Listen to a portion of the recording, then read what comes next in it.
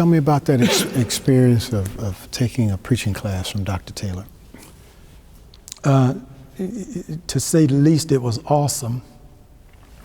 I remember my first day going to the class, I was late. And when I got to the classroom, the door was partially open. And I pushed it open and stuck my head in, and Dr. Taylor said, "Mr. Perkins?" I said, "Yes." He said, "Come in, we've been waiting for you." That was how Dr. Taylor was, you know.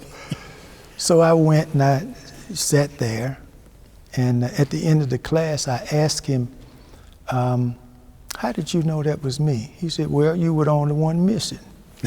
He looked at the row.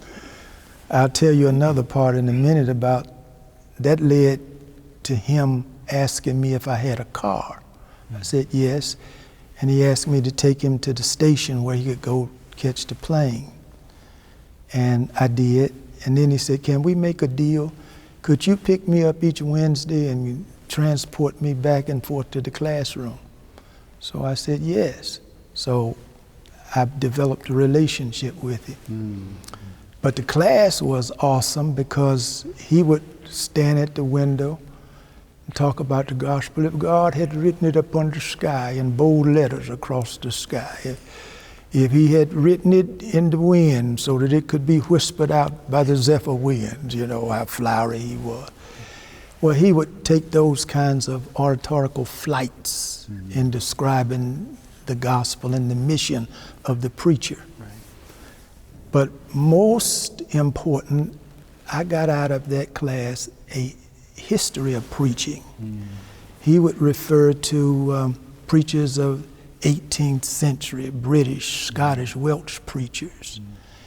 And from that, after studying how rich those sermons were from those men in that era, then I started looking at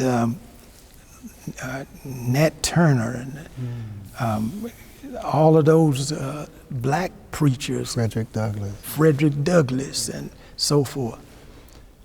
And I asked myself, what did they preach to keep hope alive in the hearts of these slaves who didn't see any light of hope anywhere? And in reading those old sermons like that, started to stir my spirit and influence me, you know? And I didn't have a mentor as such.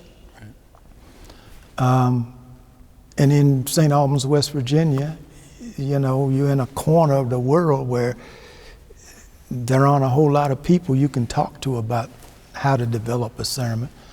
So in that lonely space, I just kind of crafted my own style and my own way of doing it. And I was trying to do it the best I could. So, you know, you evolve and you become what you are.